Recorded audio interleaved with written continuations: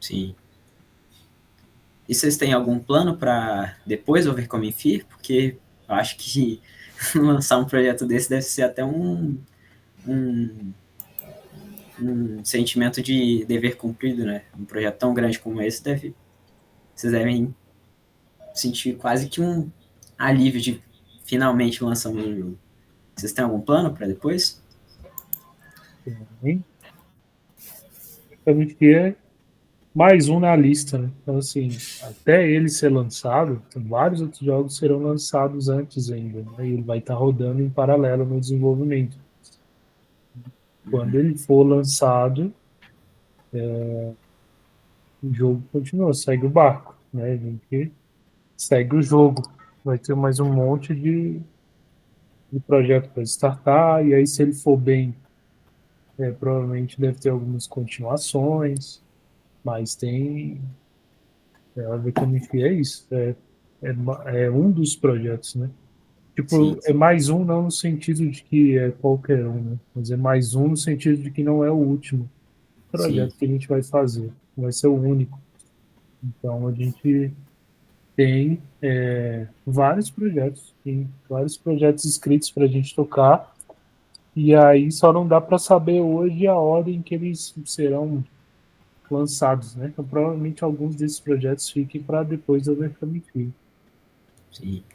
Vale ressaltar que a gente está numa campanha de financiamento coletivo, né? Foram 60 dias aí que a campanha estava rodando no Catarse, e ela finaliza amanhã, né? Os 60 dias da campanha finaliza amanhã. Então, como que funciona essa campanha de financiamento coletivo? Ela é para você arrecadar valores para gente investir no desenvolvimento desse jogo, para tornar esse jogo uma realidade. Então, ao invés de a gente ir em busca de investimento, dinheiro de fora ou de banco, enfim, a gente primeiramente quis colocar o Overcoming Fear no financiamento coletivo para tentar arrecadar valores com a própria comunidade, né? Com os gamers, com os influenciadores, quem curte jogos cristãos, porque ele tem essa temática cristã, né? Conta a história de Josué, que é um personagem, um personagem não, né? Ele é uma pessoa da Bíblia,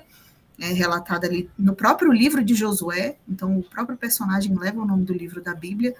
Então, assim, a gente quis testar, a gente quis navegar por essas águas do financiamento coletivo. É a nossa primeira campanha de financiamento coletivo.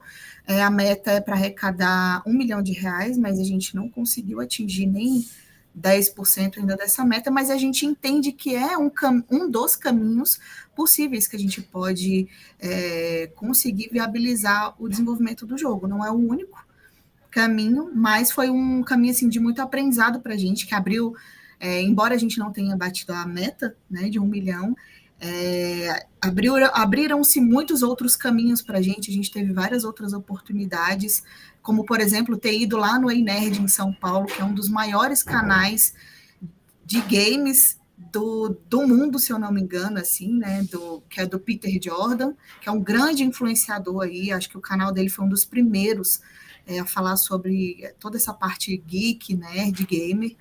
Então, assim, só da gente ter tido essa grande oportunidade, trazer o próprio Ricardo Juarez, que é o dublador do Kratos, né, de God of War. Então, assim, tiveram várias outras oportunidades que a gente, talvez, se não tivesse startado a campanha, a gente não conseguiria ter chegado até esses outros canais. Então, assim, foi muito importante ter startado essa campanha, e a gente ainda está estrategicamente pensando como que a gente vai avançar com o Overcoming Fear, se a gente vai abrir de novo uma nova campanha, se vamos partir para investimento com investidores. Então a gente ainda está escrevendo um plano de ação para que a gente consiga imaginar e pensar e avançar com o Overcoming Fear mesmo nessa questão financeira.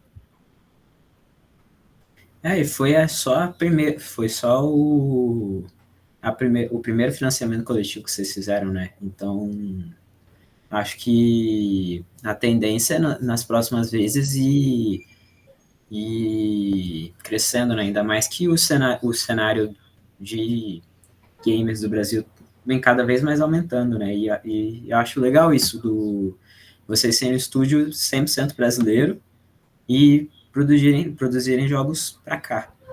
Acho bacana.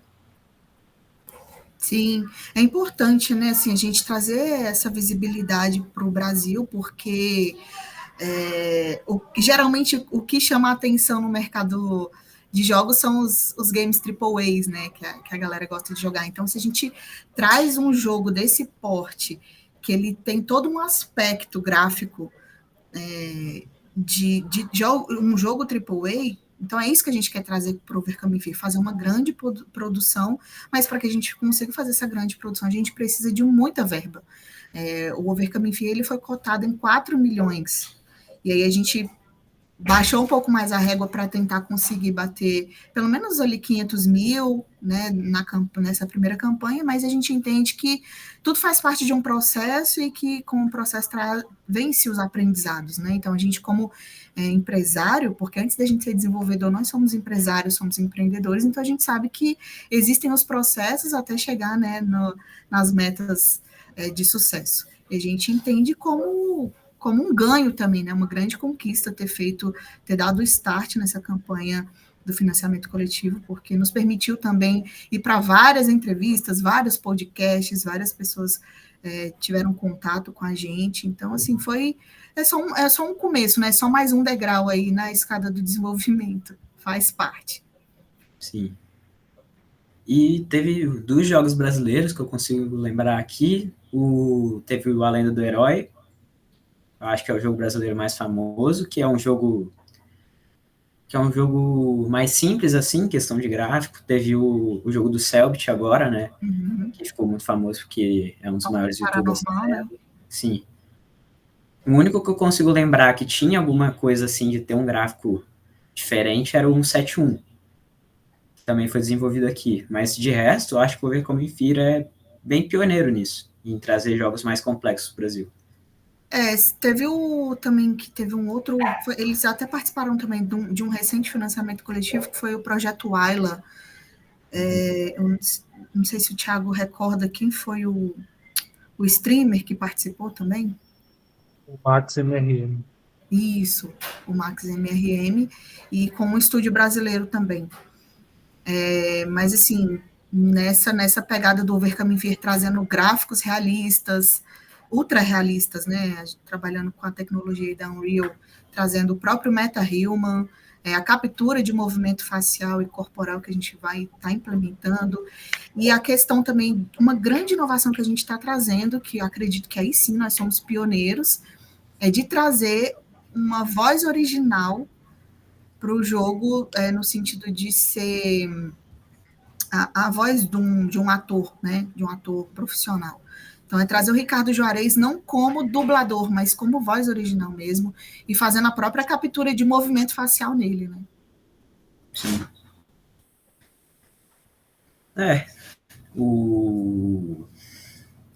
Eu acho que a empresa de vocês tem muito a desbravar ainda mais porque Brasília acho que carece, assim, de coisas voltadas para essa cultura mais gamer.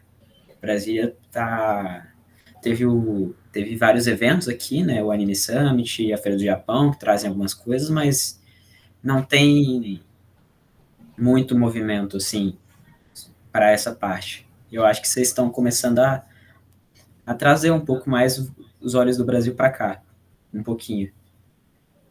A gente tem alguns eventos assim mais específicos voltados para os games, né? O próprio Inova Summit, ele é um evento que traz essa questão de inovação e tecnologia, então a gente, desde o ano retrasado, participa do Inova Summit, levando o stand para lá, em parceria com a Indie Hero e a Associação de Desenvolvedores de Brasília, que é a ABRING.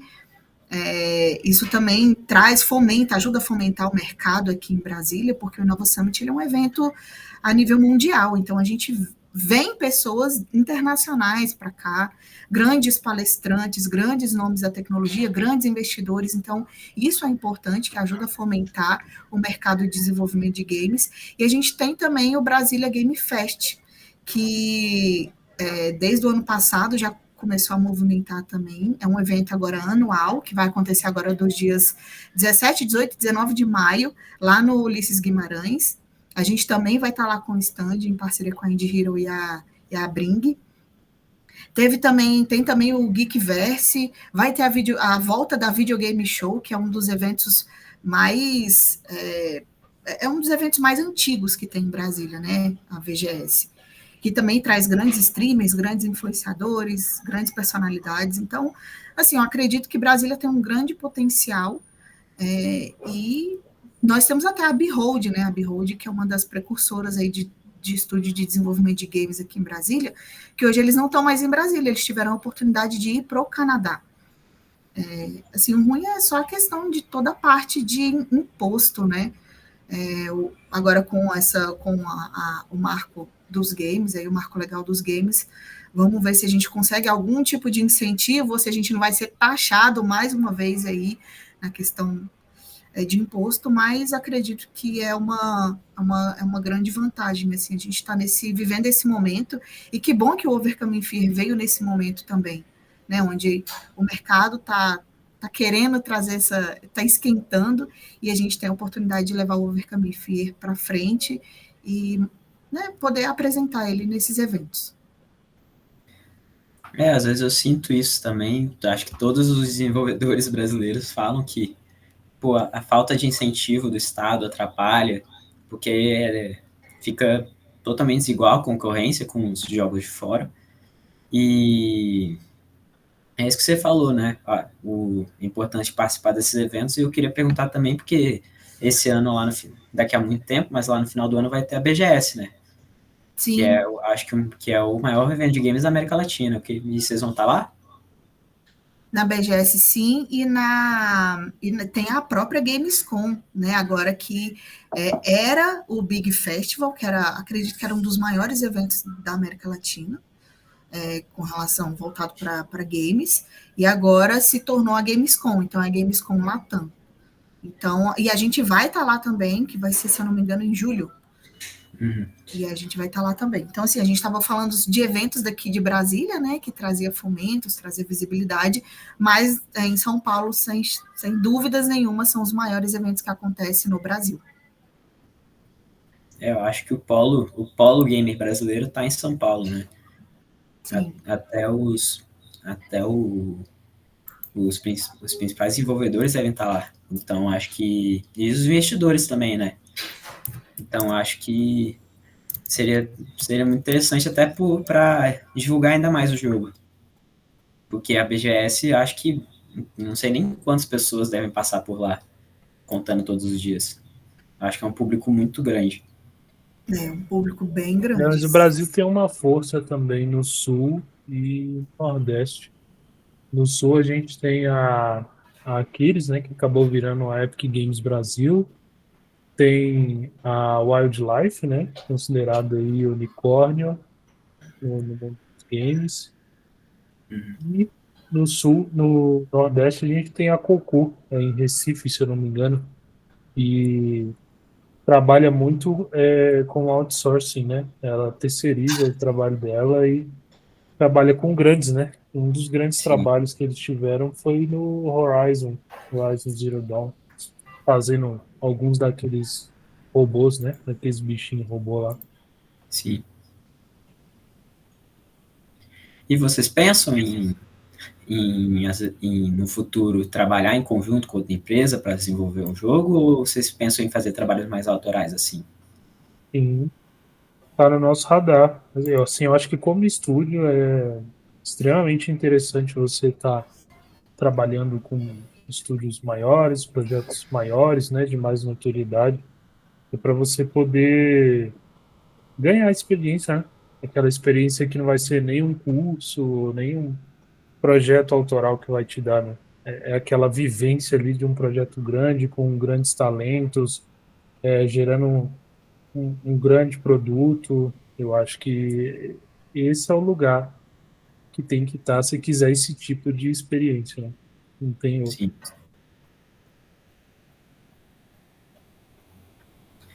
E como vocês chegaram na ideia assim de virar um estúdio, criar esse estúdio e começar a desenvolver videogames? Na verdade, o Thiago, ele é o grande visionário aí, né? ele sempre teve esse espírito, né? Ele sempre gostou de desenvolver não, ele sempre gostou de jogos, sempre curtiu animes, então tudo que envolve esse universo geek, né? Então ele é artista 3D, ele desenha, a gente fala que ele é um artista generalista, né? Porque ele faz de tudo, ele programa, ele modela, ele implementa som, ele desenvolve, ele faz level design, game design, então se ele quiser fazer um jogo sozinho, ele não precisa de mais ninguém, entre aspas, assim, né? Tô falando só exemplificando o que eu tô falando. Então, ele conseguiria desenvolver um jogo sozinho, que a gente chama de dev solo. Mas tem um estúdio de desenvolvimento não depende só do desenvolvimento, né? Aí vem todas as outras áreas, que é o que abrange toda uma empresa. Que vem a parte do marketing, a parte jurídica, a parte do comercial, financeiro, enfim, né? Todas essas partes. E aí o Thiago veio com essa ideia lá no finalzinho de 2019, em novembro, dezembro, falou, cara, a gente precisa avançar, né, precisa beber dessa água, porque já é algo que eu tenho, essa habilidade, só que lá em 2018, o meu filho e eu, o Thiago, somos sócios, né, somos casados, e aí o nosso filho estava com dificuldade na matéria de história, e aí o Thiago percebeu e falou assim, cara, e se a gente fizesse um jogo para ensinar história? Porque a gente começou a perceber que não era só ele que estava com dificuldade na matéria de história. E a gente foi percebendo que isso era devido à forma como era ensinado, como eram passados os conteúdos. Então, a gente foi se aprofundando nesse tema, buscando mais conhecimento. A gente teve a informação, fazendo as nossas pesquisas, lendo artigos, que o ensino atual ele não corresponde mais às expectativas dos jovens, das crianças e dos adolescentes, né? Porque vem a tecnologia, vem a mudança, a pandemia acelerou muito a questão da tecnologia. Muitas escolas nem estavam preparadas para o ensino online ou para ter algo tecnológico em suas aulas, e a pandemia, né, queira ou não, acelerou isso. Foi uma das coisas boas que a pandemia infelizmente assim trouxe, ou felizmente, né, porque estava precisando, mas ainda assim o sistema educacional ele é muito arcaico, e ele vem desde o século XVI, nós somos ensinados até hoje. Então, o que vem lá do século XVI, o modelo educacional ele não mudou. E aí as pessoas mudam, as gerações mudam, as coisas passam e a educação não. Então, a gente tem, inclusive, jogos que estão sendo desenvolvidos, ainda está ali na fase de MVP, né, mínimo produto viável, ali de protótipo. Então, são produtos voltados para as escolas, que a gente vai startar os games educacionais, levando os conteúdos educacionais para os jogos. Então, você tem uma maior imersão, e qual que é a moeda, né, mais valiosa dos dias de hoje? É a atenção. Então, hoje o professor ele entra na sala de aula, o que ele quer? Ele quer a atenção dos alunos para prestar atenção, e hoje a tecnologia rouba essa atenção. Então, se a gente chega nas escolas falando, hoje vocês vão jogar um game aqui de história, de matemática, de português, enfim, então você consegue ter a atenção dos alunos. Então, a série, ela surgiu através dessa necessidade do nosso filho, e aí a gente foi, o nosso primeiro trabalho, nosso primeiro cliente, ele não foi vindo do desenvolvimento de games, mas ele veio de um aplicativo de realidade aumentada. Então, nosso primeiro cliente, ele veio através de um aplicativo, nós desenvolvemos uma personagem ultra realista, isso lá em 2020, né? Então, assim, a gente já estava meio que um pouco à frente do nosso tempo, porque quando a gente falava isso lá em 2020, as pessoas ficavam com cara de interrogação, nem sabia o que era isso direito. Realidade aumentada, então, piorou, mas aí esse cliente ele conseguiu ter a visão, né, de que ele estava tendo essa inovação no negócio dele, tanto é que hoje a gente retomou esse contrato com esse cliente também, de desenvolver essa personagem ultra realista, a gente vai trazer uma nova versão dela. Então a Sera vem com essa história, né, de trazer as habilidades que o Thiago já tinha para dentro, junto com a necessidade de mercado, uma dor de mercado, e aí a gente foi explorando. E aí quando a gente lançou o nosso primeiro jogo, a gente falou assim, cara, a gente precisa desenvolver alguma coisa e colocar no mercado, para poder entender como que o mercado reage. A gente era uma empresa bebê, então a gente não sabia muita coisa, sabia quase nada, assim. Mas, graças a Deus, as coisas fluíram, foi dando certo, a gente conseguiu lançar esse primeiro jogo, mesmo que em demo, digamos assim, que é o acesso antecipado. A gente lançou, vendeu para... O Thiago vai saber melhor os números. Foi o quê? Em 30 países em um mês? Mais de 30 países em 2 meses. Mais de 30 países em 2 meses a gente lançou esse jogo e teve já esse resultado. E aí, já no segundo jogo, que foi o Kingdom of Explorers, ele tá na Steam, ele ainda está em acesso antecipado, mas ele já foi finalizado. A gente vai lançar a versão full dele agora, né? E aí ele já vai para os consoles também. E aí o Kingdom of Explorers já teve uma venda maior. Vendeu em 42 países em 7 dias. Então, olha o nível que a gente consegue alcançar com jogos, né? O Saco consegue alcançar muito. A gente, no Brasil, consegue alcançar muitos países. Pô, concordo plenamente com você, mas aqui, só para liberar vocês, então, que eu tinha falado que ia ser mais ou menos uns 30 minutos, acho que a gente está por aí.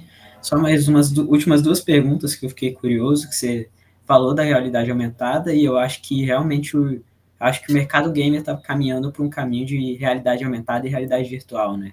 Principalmente nos Estados Unidos eu vejo muito isso na realidade virtual e muitos estúdios indies fazendo jogos de realidade virtual.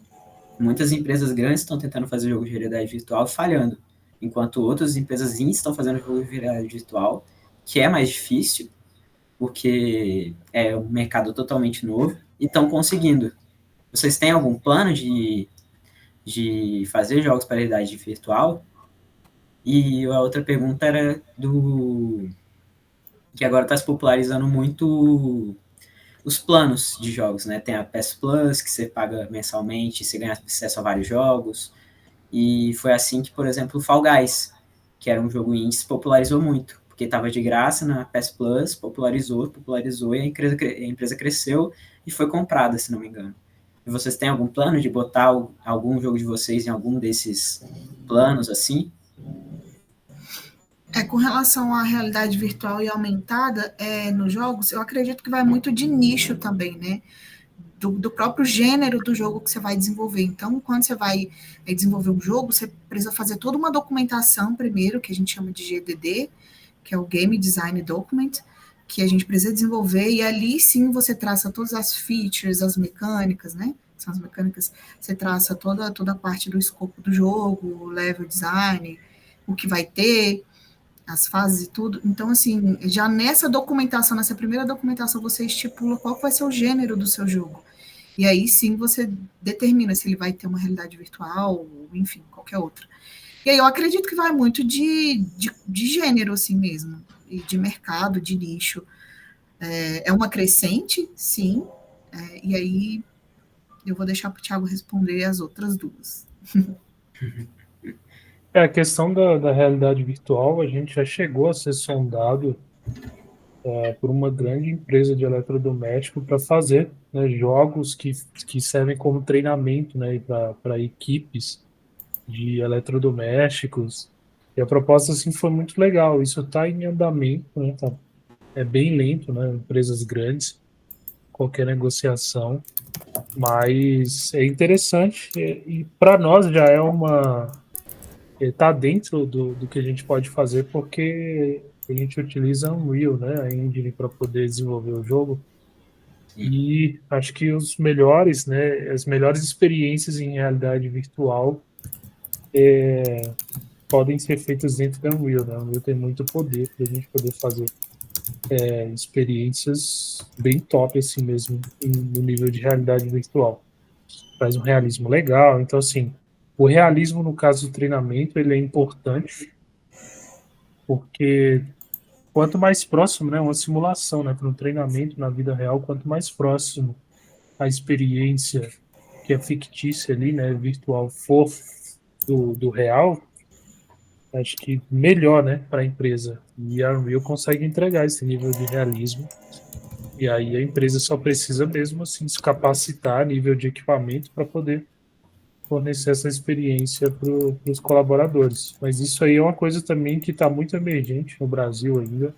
Acho que o pessoal ainda não consegue enxergar o valor disso. Mas vai chegar um momento que sim, né? A gente está começando a ver aí alguns pioneiros, algumas empresas grandes, né? Provavelmente eles devem começar pelas grandes, né? Por conta do poder de faturamento e tudo mais. Isso é uma coisa que uma empresa pequena consiga investir. E a outra pergunta, cara, parabéns pela pergunta, porque realmente é algo que é meio que um segredinho, vamos dizer assim, entre aspas, que a gente tem aqui de estratégia, que é justamente a questão da recorrência, né? Assim, você ter essa não só a gratuidade, né? Mas os planos de recorrência também, né? A gente tem um parceiro que a gente já está, sim, discutindo essa possibilidade de ter uma plataforma onde a pessoa faz um único pagamento e tem acesso a todo o conteúdo, né? Isso não é novidade para ninguém, né? A gente já sabe que as grandes fazem esse tipo de serviço, mas no meio do estúdio indie, no meio do universo indie, eu acho sim que isso é não só novidade, como inovação, porque é aquele negócio, né? Em vez de ficar tudo separado por aí, a gente vai organizar dentro de uma plataforma ali, de uma forma muito mais estruturada, esse conteúdo para o indie, né? Então, para o player indie, né? Não estou falando para o desenvolvedor, mas para o jogador. E ele vai ter essa facilidade, né? Esse benefício de, numa única plataforma, ele ter vários acessos a várias experiências de jogos indies ali, tudo num lugar só. Como se fosse um Game Pass do indie, né? E aí, no meio disso, a gente tem algumas estratégias de lançar alguns jogos, sim, gratuitamente, até para dar oportunidade a algumas pessoas terem mais conhecimento, né, dos produtos indies, dos nossos produtos, enfim, conhecer o estúdio ali através de um jogo gratuito e dali ela mergulhar mais a fundo para entender o que é aquele estúdio, o que ele faz e poder, né, se tornar um fã e ficar mais perto do estúdio e poder acompanhar todo o novo lançamento. Pô, esse Game Passinho que você falou, a primeira coisa que veio à cabeça foi um jogo do youtuber Jama Please, que ele desenvolveu pro, acho que é Spook House, que era um conjunto de jogos indie, que você comprava como se fosse um jogo só, mas vinha vários jogos indies com a temática de Halloween, eu acho. Eu achei muito bacana, assim, porque muita gente é interessada no jogo dele e acabava conhecendo vários outros estúdios que fizeram um jogo para esse projeto. Então, acho que ajudou muita gente esse projeto e acho que todas as empresas têm que se ajudar, né, a crescer. O mercado é bem assim. E só para a última da última pergunta, porque também me veio a cabeça agora, foi que jogo que vocês se inspiraram, assim? Se vocês tivessem que escolher um jogo que vocês se inspiraram a fazer o Overcome Fear. Porque eu achei essa pegada muito revisitar a história, muito semelhante ao Assassin's Creed. De pegar momentos históricos do passado e fazer um jogo em cima disso. Vocês têm algum jogo que vocês se inspiraram? Tem sim. Assim, a nível histórico, a gente vê que tem acaba tendo naturalmente essa semelhança com Assassin's Creed, porque é um jogo que traz esse contexto histórico para dentro do universo dos games, né? Dentro da fantasia deles, né? Da proposta que o jogo traz como jogabilidade, né? Como entretenimento. E eu acho muito legal, sou fã mesmo do Assassin's Creed, jogo desde o primeiro. Também. Mas assim, a nível de referência, o Overcome Fear ele tem mais a ver com o próprio God of War mesmo, né? Um jogo ali mais linear, né? Não mundo aberto, com aquele tipo de combate. O que a pessoa pode esperar do Overcome Fear é basicamente ali mais próximo do God of War mesmo. Mas a nível assim de estúdio e trabalhos que me inspiram muito são os trabalhos da própria Naughty Dog. A gente vê ali o The Last of Us, o Uncharted, e eu sou muito fã do trabalho deles, assim. E se eu estivesse lá no lugar deles, eu faria jogos muito parecidos, porque é o tipo de coisa que eu gostaria de ver acontecendo no jogo, né? Aquele nível de detalhe, aquele capricho, né? Com as animações, com o combate, né? As finalizações, as formas como você se livra de um inimigo. Acho que esse capricho de detalhe é uma coisa que no lugar eu faria muito parecido. Então, assim, é inspiração, né, a nível estúdio. Mas a nível game mesmo, é o que a pessoa pode esperar, algo na linha do God of War mesmo.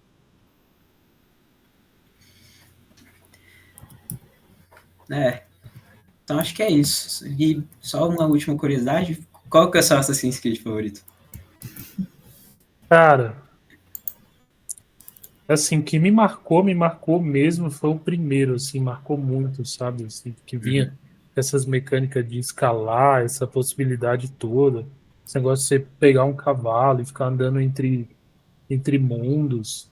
E um que eu ainda não zerei, mas que eu tenho jogado ultimamente é o, o Egito, né? Eu sempre esqueço o nome, acho que é. Como é que é o nome mesmo? O do Egito é o... Peraí. Vou falar agora, deu branco. Não é o Odyssey, não. O Odyssey é da O... Grécia. É o Origins. Origin, isso, muito parecido. É, isso Eu eu acho ainda não joguei. E tem o bem Final interessante. Fantasy, né? Você também gosta Ah, bastante. eu também sou muito fã de Final Fantasy, muito, muito legal mesmo. Mas o Final Fantasy, os atuais, eles eh, fogem um pouco do que vai ser o Overcome Fear pelo fato de ser um combate mais rápido, né? Um combate mais frenético. Acho que no Overcome Fear Sim. vai ser mais lento, mais tipo God of War mesmo.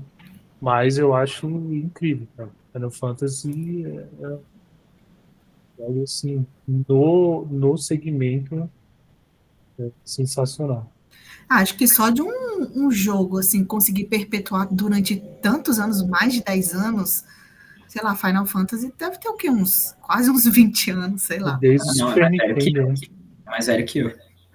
Então, só de um jogo conseguir perpetuar por tantos anos assim, acho que, cara, já merece todo o mérito, sabe? Porque quando você entra assim na indústria dos jogos, são muitos jogos. Você vai para Steam, tipo, é briga de foice, assim, porque são muitos jogos. Você vai para mobile, então, meu Deus, É.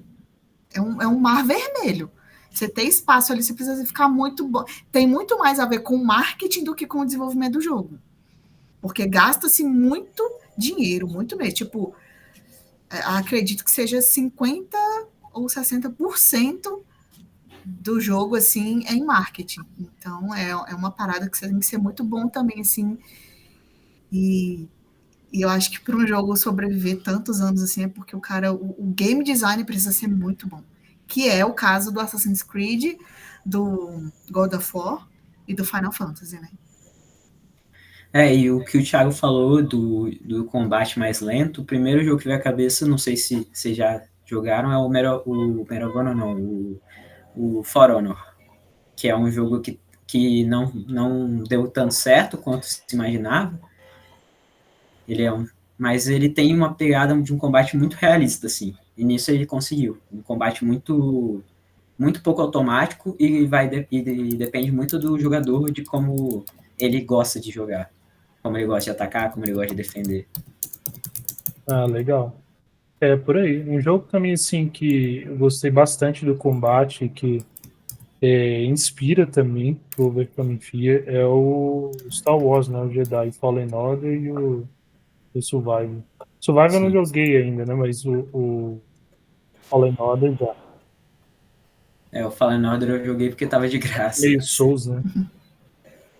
Sim. É Ah, nessa então, pegada aí.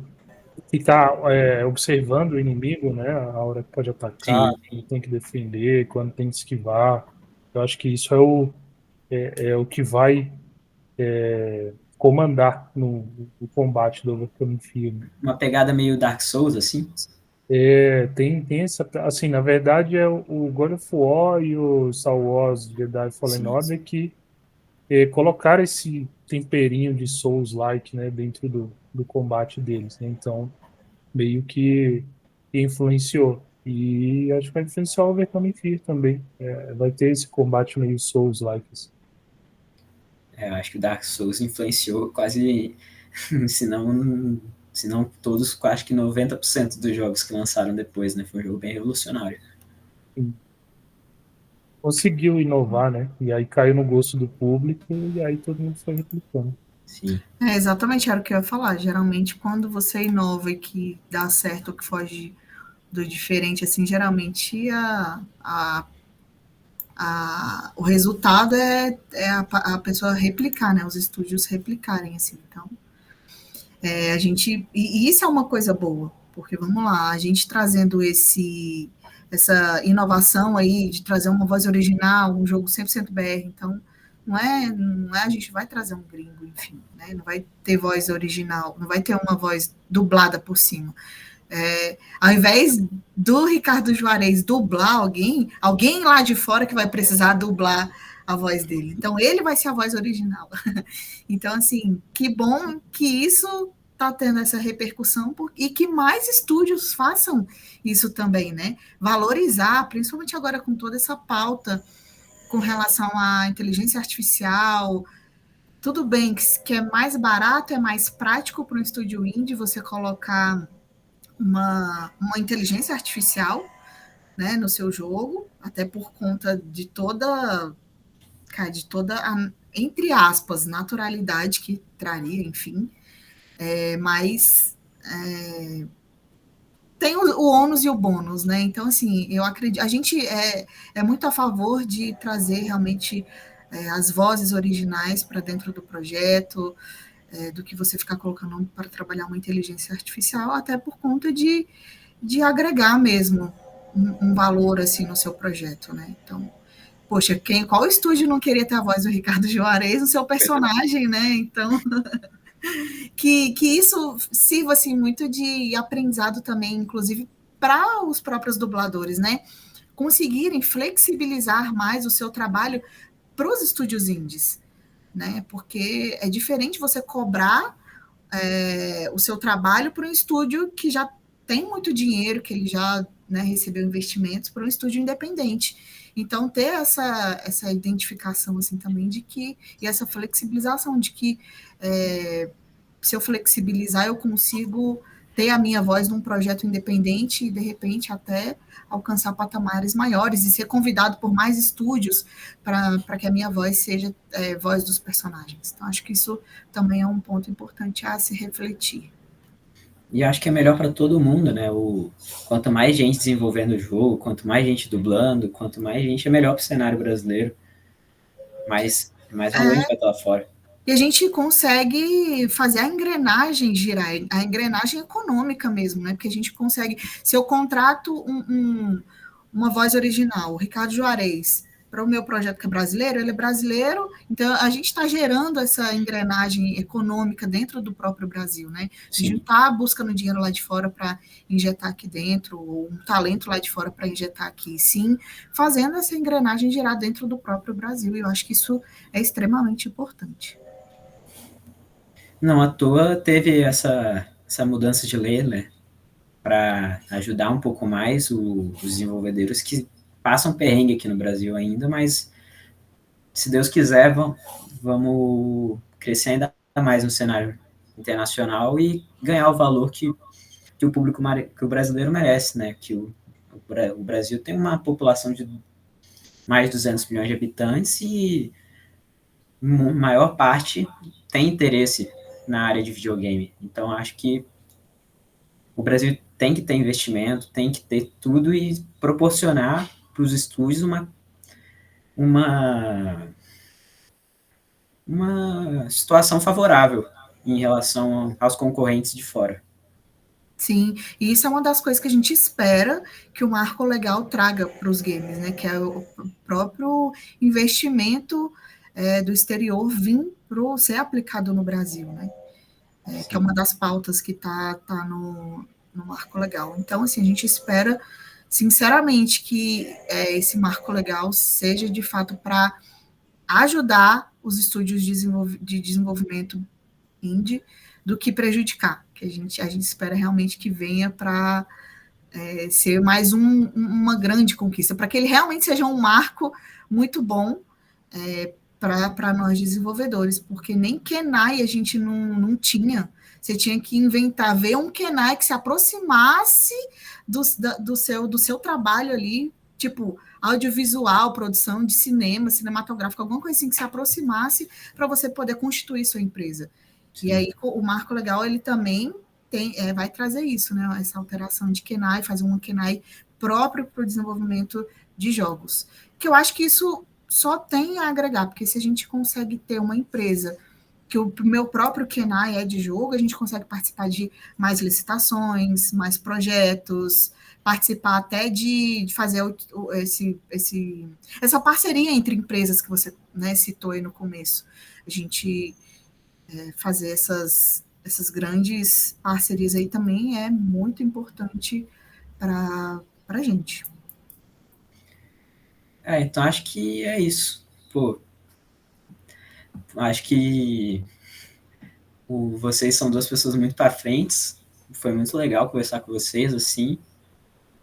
E desejo todo sucesso do mundo para o estúdio de vocês e para o Overcoming ser o maior sucesso do mundo para trazer, para movimentar o mercado brasileiro de jogos. Eu acho que isso vai ser bem importante. O Overcoming vai ajudar, sim, nessa movimentação. Então, eu queria agradecer muito vocês por dar esses, agora, 40 e poucos minutinhos da vida de vocês, porque acho que foi um bate-papo legal. Eu gostei. Valeu, a gente que agradece, e se a gente decidir abrir mais uma nova campanha, eu te aviso para você poder colocar isso no mundo também. Pode ter certeza que eu vou divulgar para o máximo de pessoas possível.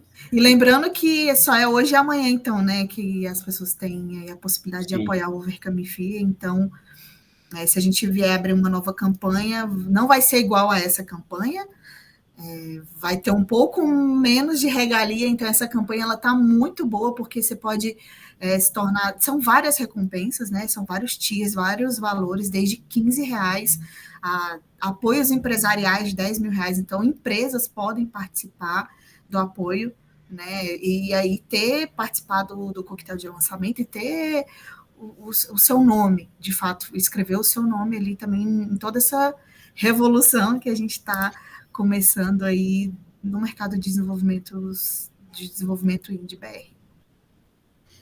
Beleza, então. Obrigado. Valeu, obrigada, Marcelo. Obrigado, Bia. Obrigado, Thiago. E fica Valeu, Marcelo. Obrigadão. Até a próxima, que com certeza vai rolar. Valeu, Valeu. Tchau, tchau. Um abraço.